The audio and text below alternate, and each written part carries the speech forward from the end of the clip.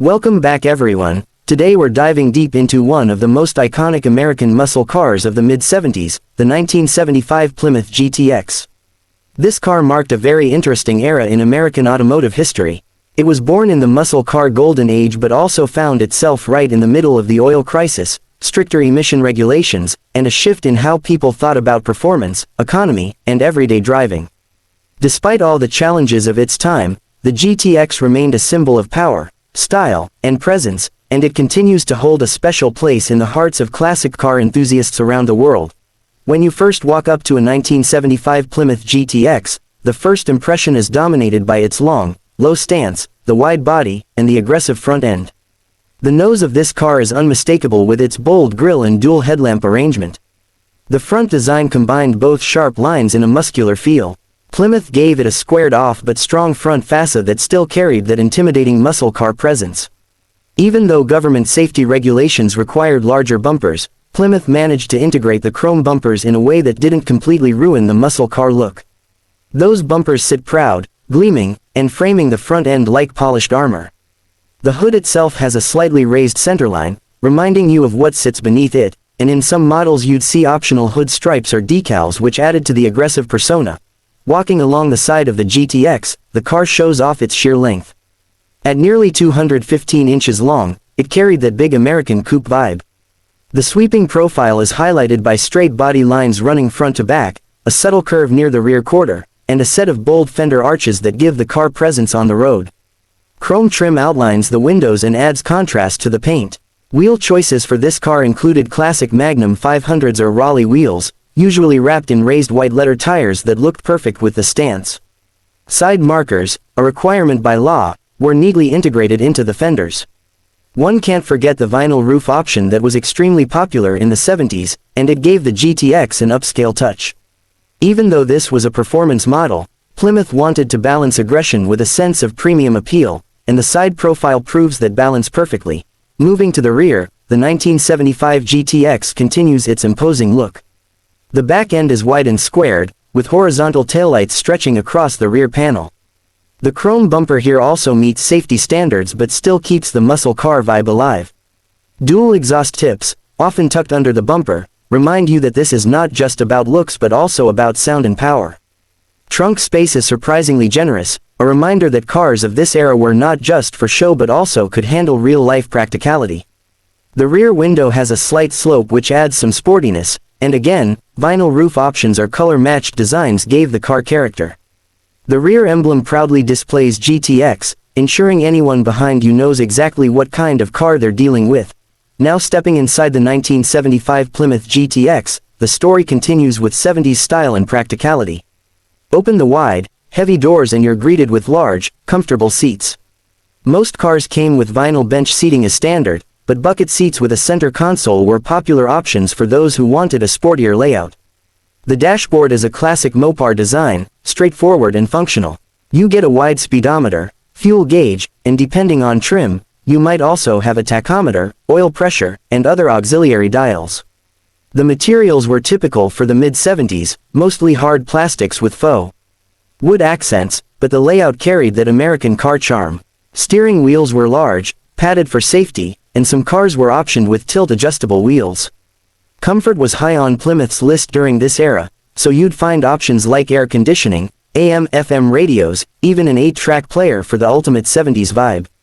Rear seating is spacious, with enough room to carry adults comfortably, making the GTX not just a performance machine but also a car that families could enjoy on longer trips.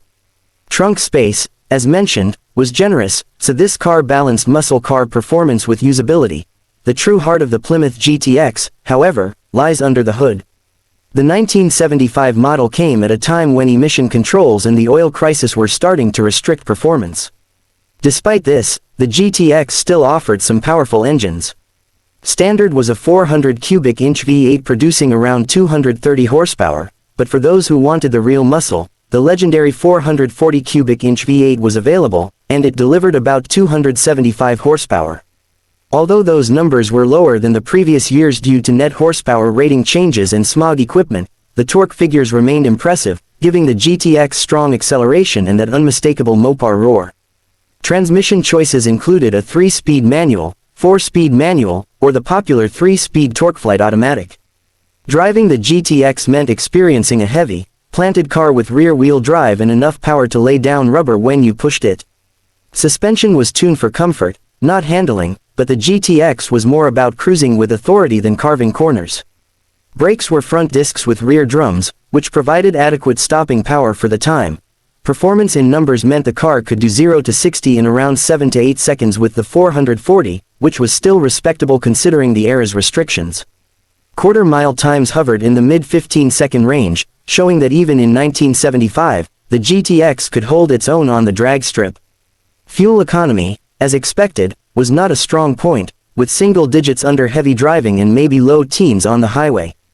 But anyone buying a GTX was not concerned with gas mileage. They wanted the sound, the feel, and the pride of owning a Mopar muscle car, and that's exactly what this car delivered. When it comes to prices, the 1975 Plymouth GTX originally started at just under $4,500, depending on options and trim. That was a significant amount of money at the time, but buyers were getting style, performance, and exclusivity. Today, values of these cars have climbed steadily, though they're often overshadowed by earlier high-performance models from the late 60s. Depending on condition, a 75 GTX can range from around $20,000 for a project car to well over $50,000 for a pristine, fully restored example with a 440 engine. Limited production numbers and the rarity of clean survivors have made them increasingly collectible. Enthusiasts who appreciate the later muscle car era recognize the GTX as one of the last Mopar machines that still carried the torch of true muscle before downsizing and changing tastes took over. For anyone considering this car today, there are a few suggestions. First, always check for rust, especially in the floor pans, trunk, and around the wheel wells, as 70s Mopars were not known for their rust resistance. Second, if originality matters to you, matching numbers engines and correct trim levels will greatly increase value. Third, understand that driving a car like this is an experience from a different era. Steering is heavy, handling is boat-like compared to modern cars, and braking requires planning.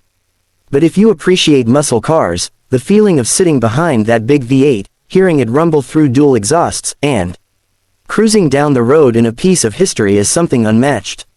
Maintenance is relatively straightforward, as Mopar engines and parts are still widely available, but owning one requires a passion for classic cars and an acceptance of their quirks.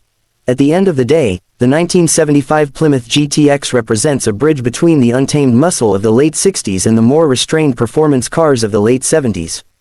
It showed that even in difficult times for American performance cars, Plymouth still managed to deliver a machine that looked bold, drove with authority, and carried that muscle car attitude.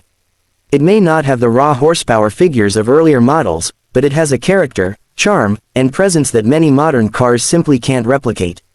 So, for collectors, enthusiasts, or anyone simply fascinated by the muscle car era, the 1975 Plymouth GTX is worth attention. It's a car that still turns heads, still demands respect on the road, and still tells the story of a time when American manufacturers pushed the boundaries of style and performance, even when faced with challenges. Owning or even just experiencing one is like stepping back into a time capsule, reliving an era where cars were more than just transportation, they were identity, expression, and freedom.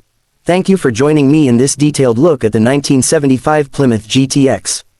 If you love classic car reviews, don't forget to stay connected, share your thoughts about this model, and keep celebrating the machines that shaped automotive history. Until next time, keep your engines roaring and your passion for cars alive.